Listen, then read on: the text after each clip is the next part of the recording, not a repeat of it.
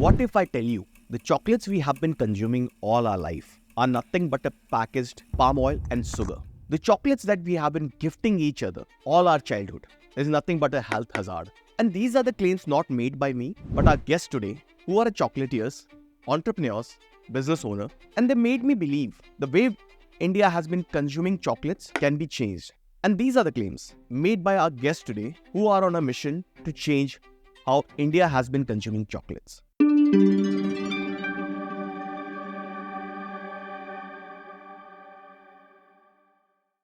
We have Pranjay and Richa. I've known Darkins for some time. I've really eaten the chocolate, but I really wanted to understand the story behind it. What's the mission? So thank you so much for having us here, Ankit. And you already mentioned in a very succinct way that we are trying to change how India consumes chocolate. But the question it begets is what needs changing? And right now, I would point at two problems which are not being fulfilled for the Indian consumer. One is the quality of the ingredients that is going in. And more often than not, what the Indian consumer is eating is sugar or palm rather than actually eating chocolate. So if you would often look at the label behind a packet or a packet of chocolate, you would see that sugar, palm oil are the first two ingredients in the packaging, which probably means that more than 60% of the ingredient is something which has absolutely no relation to either cocoa or chocolate in there. So you are eating more sugar, you are eating palm oil, you are eating ingredients which are not adding any flavor to your chocolate, which are not chocolate itself, but you are eating something which is very hazardous for your health. We all have known the negatives of eating palm oil or anything which is very heavy in palm oil or sugar. India is in fact the largest country which has diabetics and heart patients as its population. So that is something which is being completely lost to the consumer, and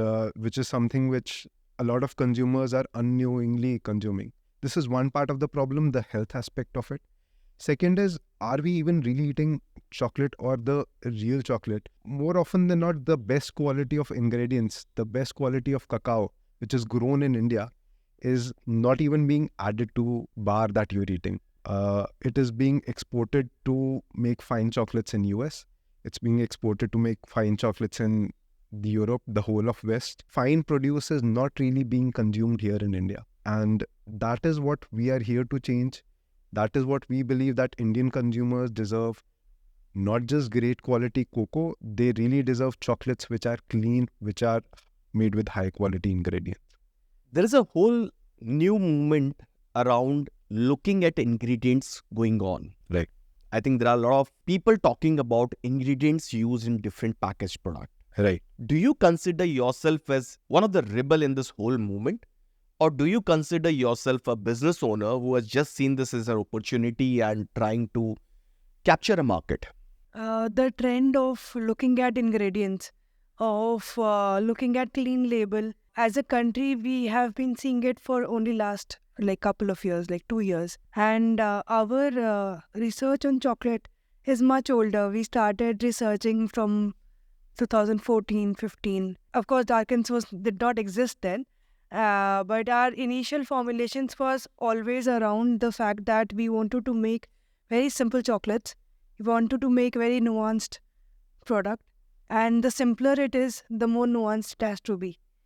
So we were very conscious that we wanted to do a very clean label, just 3 ingredient product, which is essentially cocoa beans and cocoa butter and unrefined cane sugar. Again, the choice of cocoa beans was done after a lot of interactions with a lot of farmers. Even our choice of unrefined cane sugar, it had to be at a very, very ground level, where we are absolutely sure that we're getting the quality and we went to the very depth of understanding how it is being made. It shouldn't be just any refined sugar which has got some added molasses to it. And we were questioning every ingredient that we were sourcing, whether that it has to be natural, it has to be something which affects, it cannot have a chemical impact to it. and I'm very glad that we have got a lot of de-influencers, for that matter, who are taking this entire thought forward, and they are bringing in more awareness that where India is capable of creating such high quality products which does not require any preservatives, or it doesn't require another layer of chemicals to mask or elongate the shelf life of a product. How big is the chocolate industry? So the industry overall is approximately 60 to 70 billion dollars globally, and India is only 2.5 billion dollars at this point in time. So we are a very small fraction of what actually the potential is, and India is probably just getting started in the whole chocolate space. If you look at US markets, then they are approximately 15 to 20 billion dollars, and China is another 10 billion dollars, and Europe is another 20 billion dollars. So a large fraction is just being consumed in the West and China. And the per capita consumption for India is so low at this point that we are probably 1/30th of what a West consumes. The potential is 30 times from here. That means we can potentially go up to 75 to 80 billion dollars in just Indian consumption. So that's how the potential is. That's how big the whole market is possibly. How big is the food and beverages market in India? The market is approximately 200 to 230 billion at this point in time in India. This is the whole packaged food and the processed food industry in India. And this again is primarily in the tier 1 and the tier 2 markets, and the tier 2 or the tier 3 markets are still in a very nascent stage again. We still talk about HULs and the Colgates and all these companies having very, very low penetrations in the tier 3 or the rural markets. Plus the kind of consumption that is in the tier 3 or the tier 4 markets is small packagings. So again, this whole space is expected to explode in the next coming years, and we are still just getting started in the whole consumption space in India at this point in time. What we've seen is that because of all the new roadways and the infrastructure that the government is bringing in, even in our category of refrigerated, it was very much difficult for us to even distribute between tier 1 to tier 1. But now it has become much more easier for us to distribute till at least tier 2 cities. And we're seeing that there's a lot of trickle effect now in the tier 4, till the tier 4 cities at least, wherein at least you're able to get more packaged food. That is what the trends that we are seeing, and that again brings a lot of scope for companies like us who have just started. And if we bring in like how do we reach the heart of India? Right now, there are a lot of talks around a funding winter. Yeah. How does that look in food and beverage industry at large? How do you see the landscape right now? How it's changing with time? So this is a very cyclical moment, I would say. The last 6 to 12 months have been, of course, very difficult for the industry. And we have seen some very good brands struggle in the last couple of months. However, this is a phase, and this too shall pass, is what I would say to all who are in the space. This is due to the interest cycles and the economic cycles in the US, because a lot of the investment which right now comes into India is often routed through Western markets or through companies which are or banks which are positioned there. And this is something which is now seeing a U-turn, in a sense that investors are again open to making bigger bets in Indian companies, and liquidity is better in the international markets compared to what it was 6 months back. However, it's still something which might take another 6 to 12 months to become a more normalized scenario. Plus the global risks, of course, that is something no one can really tell. So this is a phase which the industry is definitely going through, and there will always be times when there'll be highs and the lows. However, as long as the fundamentals of the company are strong, you can always find investors. And aaj ki date mein, there are a lot of other modes of financing, like revenue-based financing is something which exists. And a lot of companies are supporting smaller businesses or DTC or consumption CPG companies in this space, where depending on the revenue or your online revenue specifically, funding is available at fairly attractive interest rates. So it becomes a kind of a loan. It's not a equity. It's not a convertible debt. It is something which you have to very quickly pay back to your lenders. But this is something which can help companies cut down on their immediate financial stress. How does it happen? How does this revenue financing you mentioned about, how does this happen? There are companies which would look at your P&Ls for the last couple of months. They would look at least 6 months of business that you've done. And this would be only in the online space. And they would look also at your margins.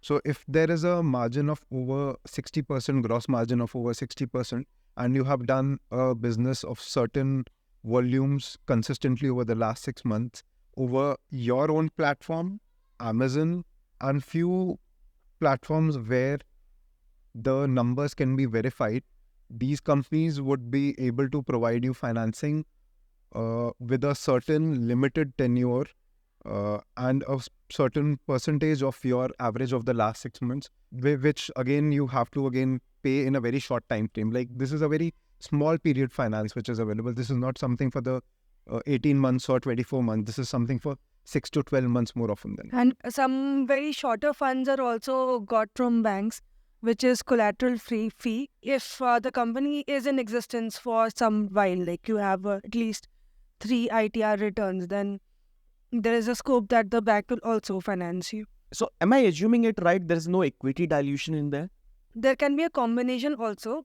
Like there's some government funds, if we are going via that route, then there is a equity dilution. Otherwise, most of the financings don't have equity dilutions. So anything which is a bank related is more often than not, there's no equity dilution in there.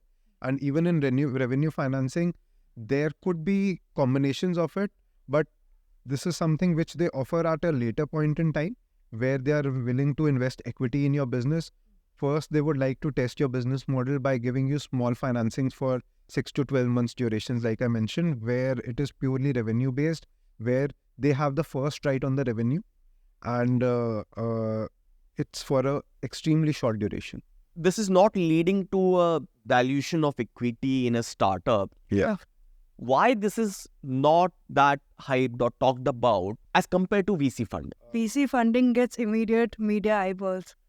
And most of the startups that is there, which is early stage or smaller, as niche startups like ours, we would want to do business which is without putting it out everywhere. So that's the reason.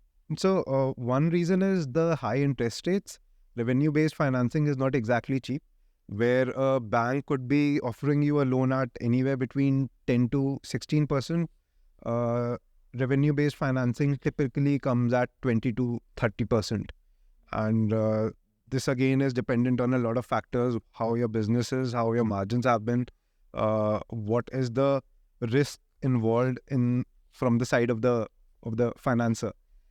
So this typically takes away a lot of your profits. So this is not a way you can build a huge business, but it can take care of your short-term financing needs. So you mentioned about certain form of financing. As I understand, you both do not come from business families. Where all you learn about these financing or these different source of investments, how do you get these information as a startup founder? So overall, the network and the whole entrepreneur community or the founders community is extremely strong. And in the whole ecosystem, there are a lot of groups or communities, like D2C Insider is there. There is Edge. There is NamFam.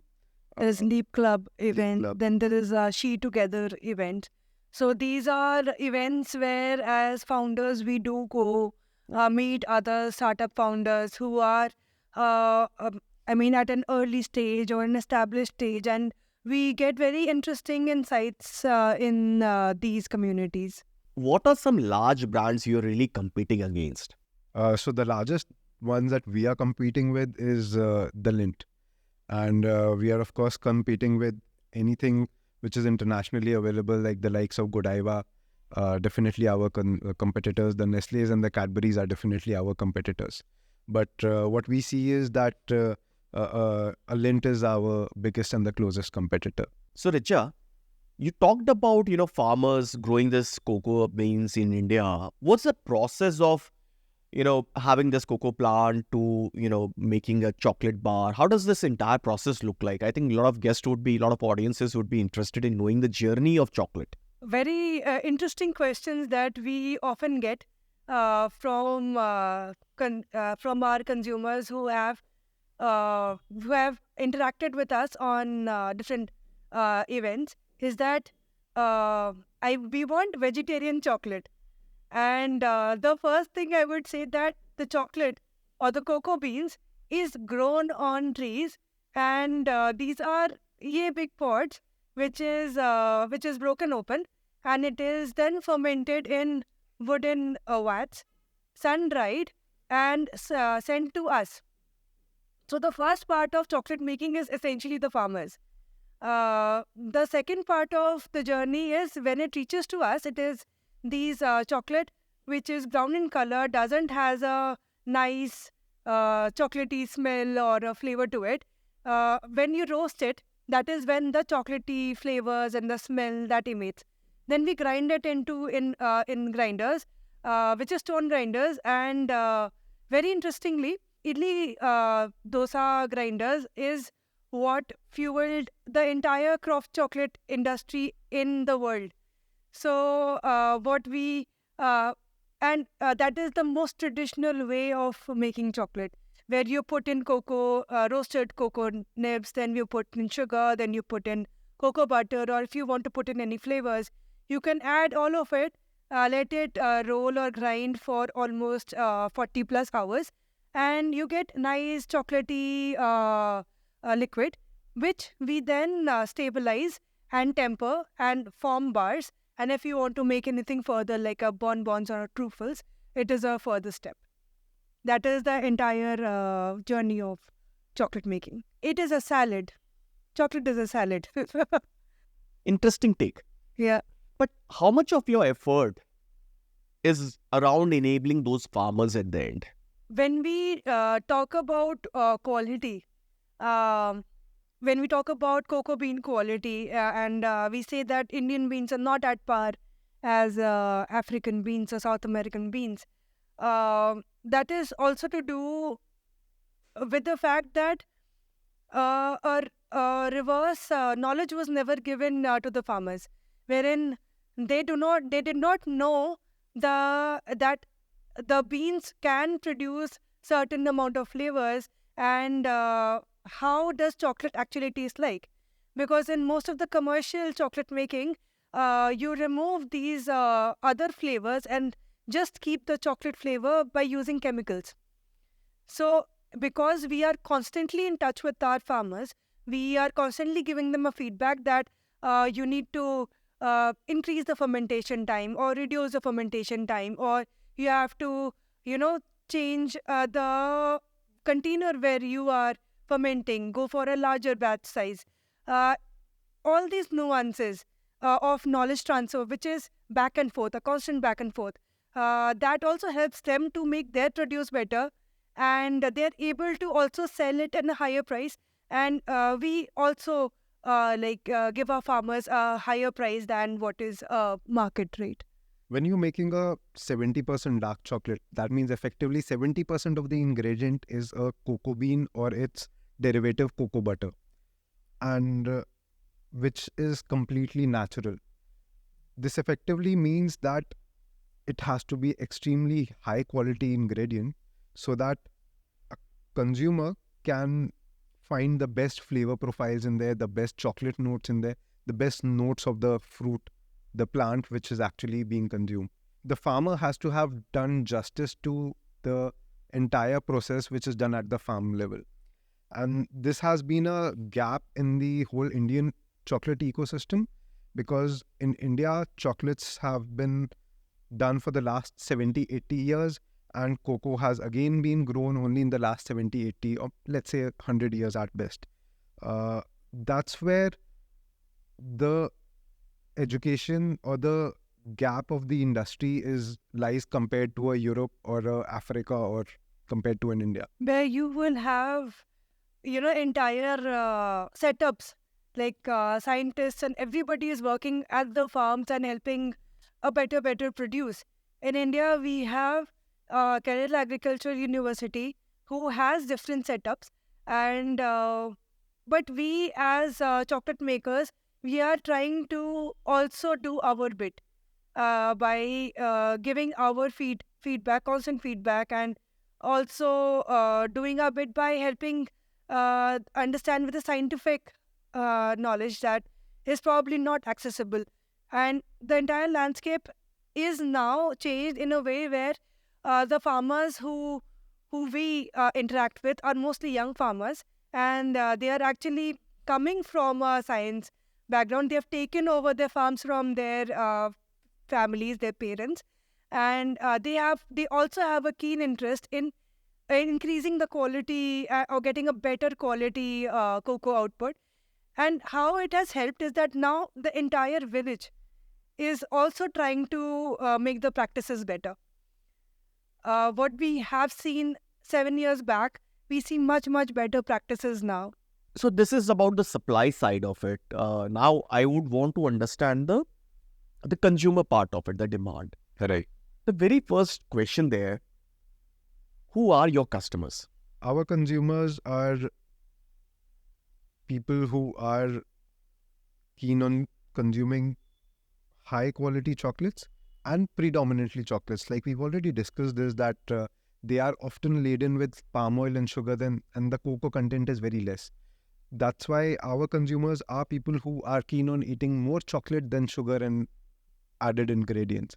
So it's often consumers who are in the 16 to 45-year bracket. It's a very wide bracket of age, but it's a conscious consumer. They are very curious about things. They are deep into food. They have a very discerning palate, and they are adventurous in the sense that they want to try new things, and they are keen on experiencing the fine things in life. That's where a lot of our consumers are into luxury wear, or they are often writers, they are often cricketers or sports persons, and people who are very well traveled. They happen to be our most or the first consumers for us. A very recent trend that we have also seen, since we do a lot of pop-ups and experiences, is that a common perception that we have is that children will not like dark chocolate. But you have got parents who are so conscious that they have never given their kids sugar, or they have not given them anything which is laden in sugar. So when they have our chocolates, and children are very simple. They are very expressive. For them, either they like it or they not like it. So and we have seen a lot of excited. Oh, this is nice, and you would be surprised that our blueberry chocolate, which is 70% dark, our perception would be just too bitter for children, but they would actually love that chocolate, and we've seen it in all across our last 3 years of doing pop-ups, that children starting from age range of 5 to 10 to 15 have really savored on dark chocolate. And I would say it is largely to do with the parents who have been conscious, and it's to do with a lot of way of lifestyle, and because you want to explore, you want to see what is there, or looking at the labels. That's a huge thing.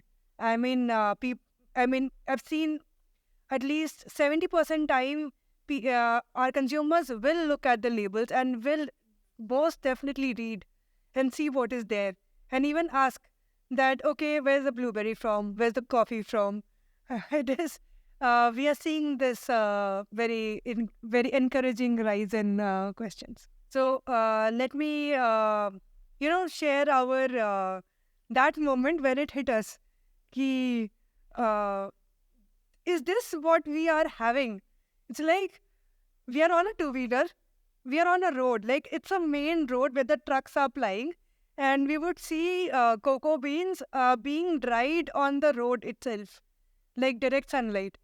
And we would see beans being fermented in gunny bags. And from the beans, the very distasteful smell is coming, and you're like, what's happening? Are we consuming this in our chocolate? And that was the biggest revelation. And we were like, nothing doing. We have to work with a farmer who's conscious enough to, process it well, to put it in a wooden container for fermentation, who will put it in indirect sunlight, and at least you cannot have distasteful smell and odor and looks of it throughout the process. When we are getting the beans, it should look brown. It cannot be white in color. So that was the starting of how we thought that of what quality of beans that we should have at our at Darkins. How do your customers find you, reach out to you? What are the mediums? How do somebody who's not aware of there are, brands like Darkins, which is selling a good quality chocolate. How do they know about it? So, for a product like ours, especially if you are in the food space, khata hai to bikta hai. That's what matters. You want to taste before you buy something, especially when it comes to food. And that is why we started with pop-ups. And we have done probably as many as 700 pop-ups in the last 4 years. So that means effectively every week we have done at least 2 pop-ups in some part of town. And we've touch based with almost 10,000 plus people through just these pop-ups. And more often than not, these people have always come back to us asking for more. So for a brand, especially in the initial phase, even more so if you're in the food space, having a pop-up or a direct connect with the consumer is extremely important.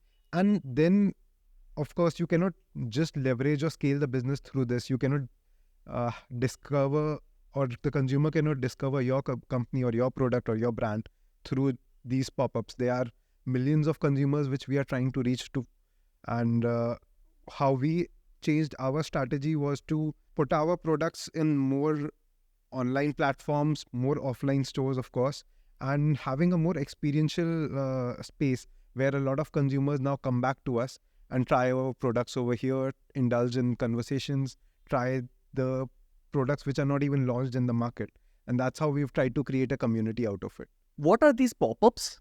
We often participate in a lot of luxury markets or lifestyle markets or farmer markets, which are happening across towns, maybe in Bangalore, Mumbai, Delhi, and where brands like ours or small consumer companies are participating and coming up with completely a different line of thought in terms of, again, ingredients, in terms of approach of marketing, in terms of approach of packaging or presentation. It could be anything. And presenting their creations to a certain audience.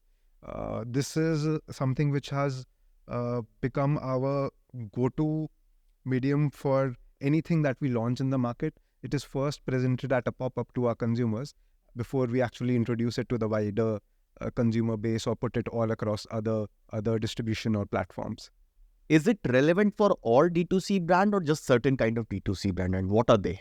I think it is more relevant to the brands who are constantly experimenting. For us, especially in chocolates, the most often question that is asked to us is, okay, what's new? There is always a curiosity, what next are they going to do?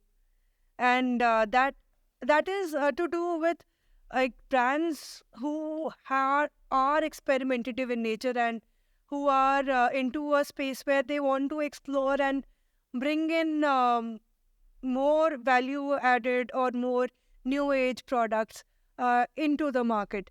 And that can only be done, I think, by, have to keep on introducing. So is pop-ups the place where you find guinea pigs? In a way, yes. But I think all the guinea pigs are very happy to be guinea pigs. The pop-ups were a precursor to our experiences. By interacting with all these consumers and the amount of questions that would come to us and how people would react when they were at the pop-up eating a chocolate, eating something which was new, which they had never heard of, that is what led to an insight that people are wanting for more. People want more to know about chocolates. And that is something which led us to create experiences around it. And that is where we discovered that this itself could be a great marketing and a revenue generation opportunity for us, where people can come, explore the entire chocolate making process, learn how to make chocolates, try different products around chocolates, and it's a win-win for everyone. So pop-ups worked us for us in that sense, and also companies, uh, anyone who's in the consumer space, they are a brilliant place to understand your consumer. You can learn from other brands who are there. You can, of course, speak to your consumers. You can get your products to be tried, and it makes a very wholesome experience from a brand owner's perspective. Someone who's making the product to be out there, to be there uh, with your consumers 24, not 24/7, but on a very regular basis, and taking insights back to your team. So anyone who is in the consumer space, wants to know more about the consumer, wants to understand how the consumer thinks, what they purchase, it's a brilliant activity to do. So once somebody has already tasted in a pop-up, say, how do they find you again? How do they order you again? So two things happen. One, always take feedbacks from the consumers, and we try to get their contacts and their details so that we can share relevant information for them through channels like WhatsApp maybe. And second is try to get them to follow us on other social media channels like Instagram, for an example. A consumer who has our chocolates in the pop-ups and would try to first search us on Google and would try to search us on Instagram. So on Google, there is my phone number, and if it's a consumer uh, who is looking, they would first call and ask that where do I get your chocolates. Then we would redirect the person that okay, you can order. This is our website, and we do also take orders on WhatsApp. And apart from that, the other channel is Instagram, where a lot of consumers have approached us, and then we reply back. We give our WhatsApp number. So ultimately, both the conversation, whether it is coming from a phone call or it is coming from an Instagram handle, it lands to a WhatsApp conversation, and which is then further taken forward, and then we fulfill the order. A part of it, maybe 20 or 30% of time, the consumer would take the effort of searching for the website and then order on the website, but that's very low. Is it the same behavior, a pattern we look across all D2C brand, or this kind of numbers is only relevant for Darkins? So this is something which is pervasive.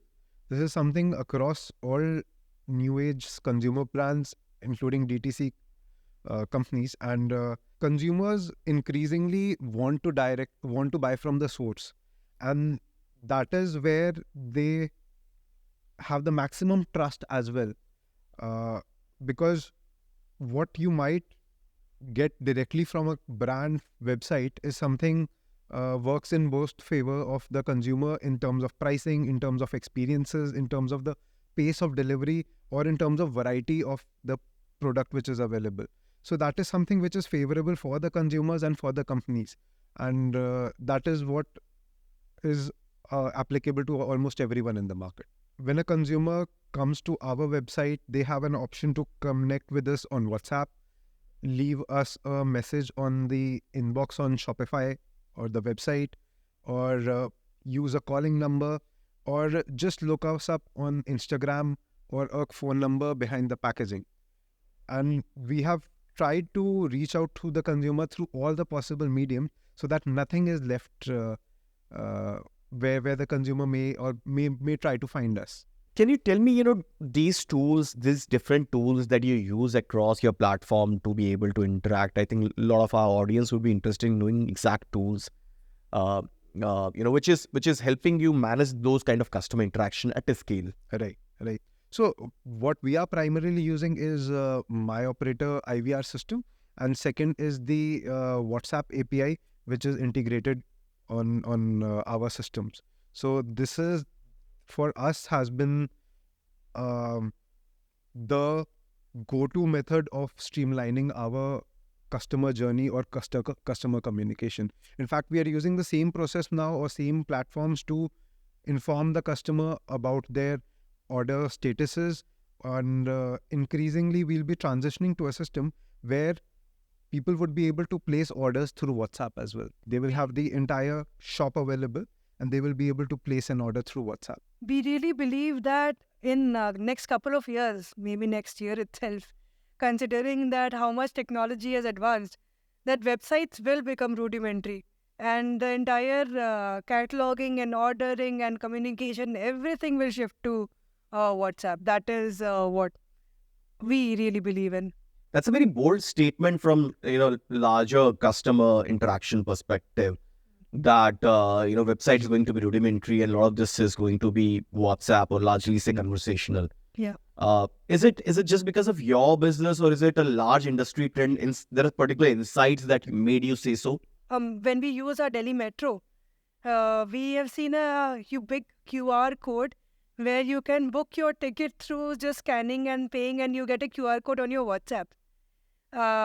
If we are going to visit any monument or even a smaller businesses, you would see a cataloging system was anyways there for a singular solo entrepreneurs who would put their catalog on the WhatsApp and then place orders directly from there. So I think that transition we have been seeing from last couple of years, and it has become more and more prevalent with more as we are advancing. Do you get customer complaints as well? Often. When you are out there on all the social media platforms and there is a number for communication, then you get the bouquets and the bricks.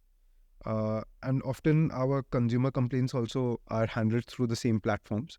Again, we've tried to have a singular mode of communication using WhatsApp for handling customer complaints as well, along with queries or orders. So there is a entire playbook that we've created internally for our team to handle any kind of queries or any kind of complaints that come in, which has been sort of plugged into the WhatsApp platform again by my operator, where some basic queries or some very standard responses to customer queries or complaints are have a very pre-fed response to it, depending on the relevance, of course. Where a agent or a salesperson or a customer service representative can just look at the responses which are in the playbook and use them as a reference to understand or help a consumer. Is there any particular incidents which is probably, one of the most amusing customer complaint that has come to you? We had couriered a chocolate and we get a series of messages that you've not delivered the entire chocolate and you have delivered half chocolate. So okay, so then we started asking, was it packed, sealed?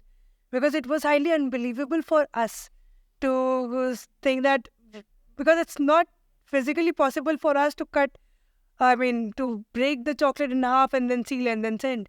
So then we asked, and then we realized that the chocolate, it melted and then it reformed in the fridge, and because it had melted in a certain direction, so only half of the packet was full and half of it is empty, and then we received the complaint.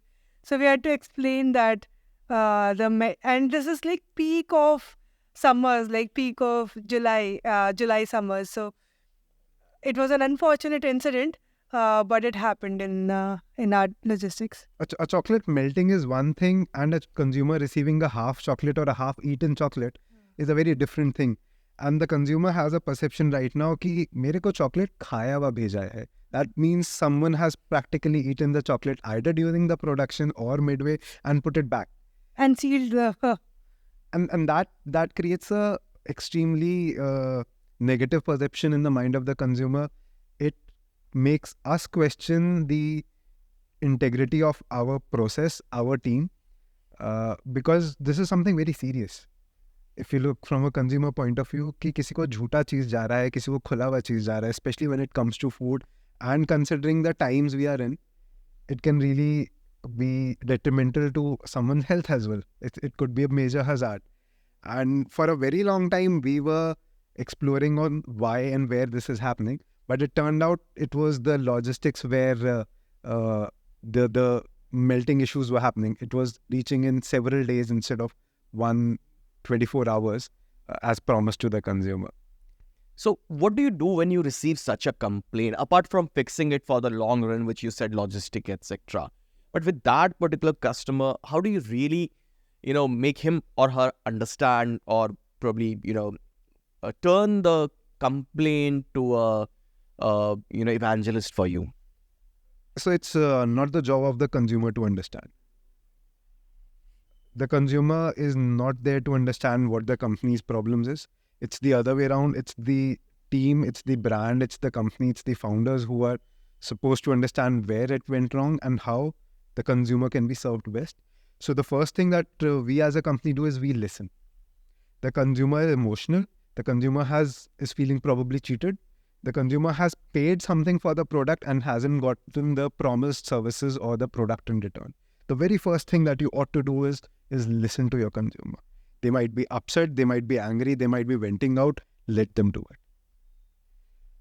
Second is apologize, accept whatever has gone wrong. The consumer is always right. This is a very old adage and it's still true. It will always be true.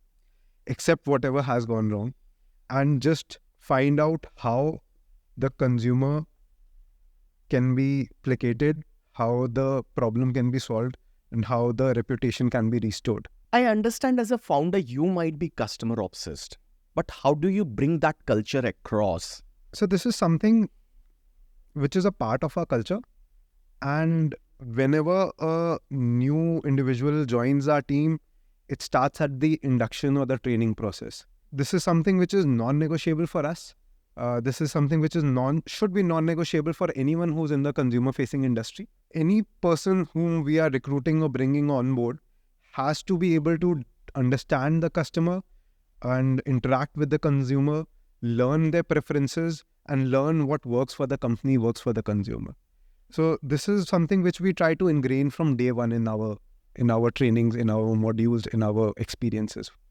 And this is what we have been discussing even when we are casually sitting down and just having a lunch together. Even then, the first conversations is that we have to be very sensitive towards our consumers. And what we have also tried consciously as founders to bring into the organization is people who are open to listen and people who are inherently very enthusiastic about newer things, and they want to learn and they want to understand their journeys. What do you look in a customer service professional when you hire them? We look at first is how if they have humility and they have that never say die attitude, and they have that inherent nature in them that it's all right to, you should be as all right with negative as you're all right with positive, and very driven as individuals who want to do better, who want to do good, who want to be good humans to other humans. That is what we look for.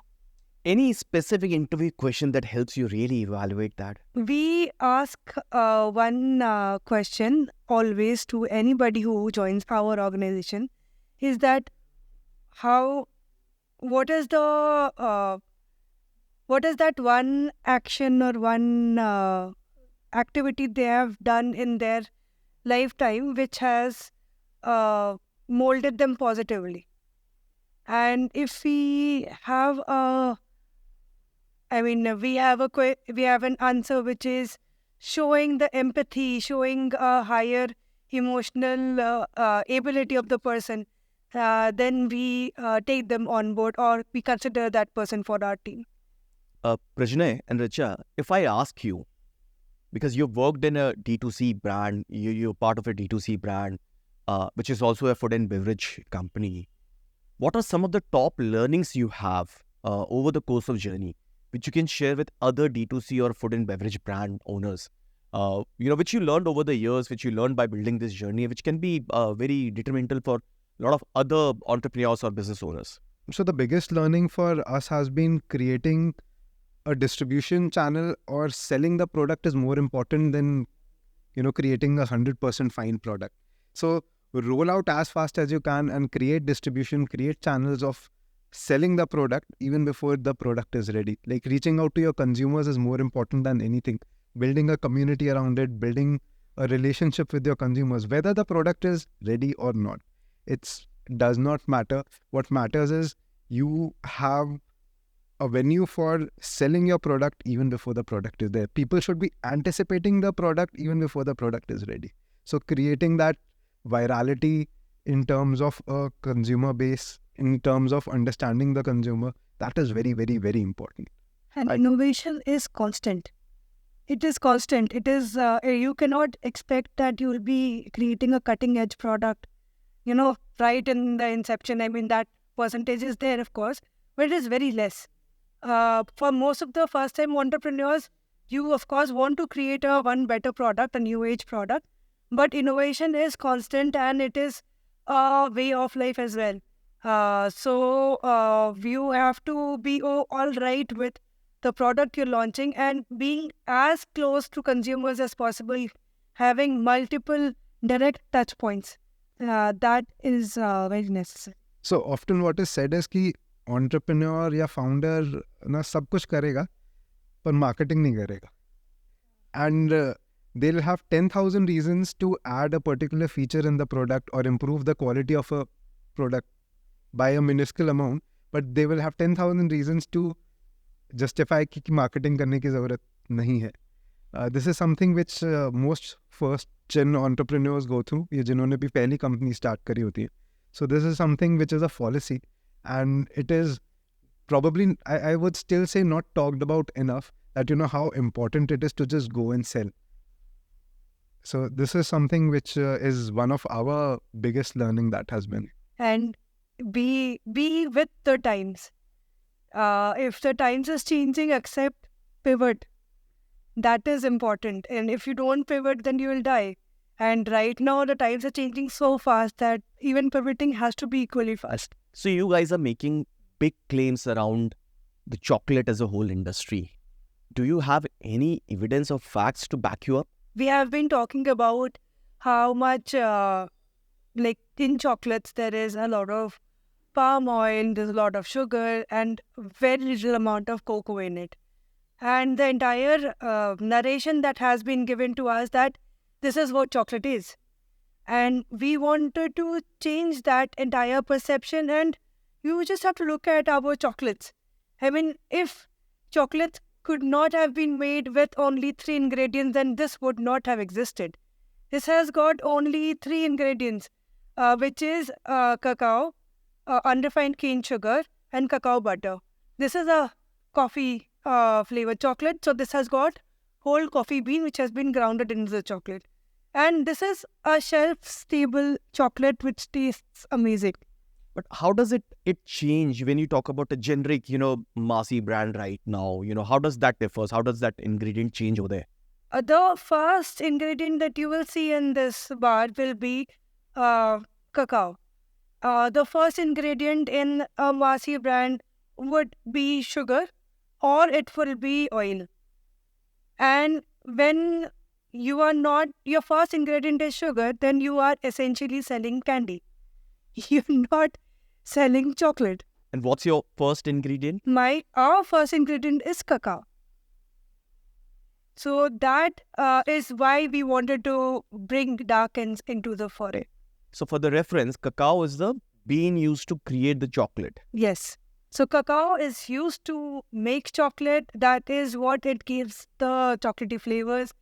And without any additional enhanced chemicals, you can still taste chocolate in them. You do not need any additional E label or N numbered chemicals in it. So that is what we have achieved. Okay, Richa and Prajnay, my end of the day question is, what's that one piece of advice you would like to give it to a new age entrepreneur? Be honest to your consumer. Give your best possible product to your consumer, and do sales. Agar sales is the engine, if that's not there, the business will not exist. Rest, everything will happen. Sales has to happen. What I would suggest is create a great team. Ultimately, it will be all about the people. And as a founder, as an entrepreneur, what we often try to do is everything by ourselves, which is practically not possible. Sometimes we are able to do that, especially in the initial stages, but to really scale, you need a great team. So focus on finding those great people who are as passionate as you are for building something, and then do not let them go. So it was really amazing to have you both as a guest, both lovely chocolatiers as a guest. I think this has been a wonderful discussion, and I'm sure our audience going to love a lot of insights about customer journeys, a lot of insights about chocolate. And that's the end of the day for the show. Can I have chocolates now?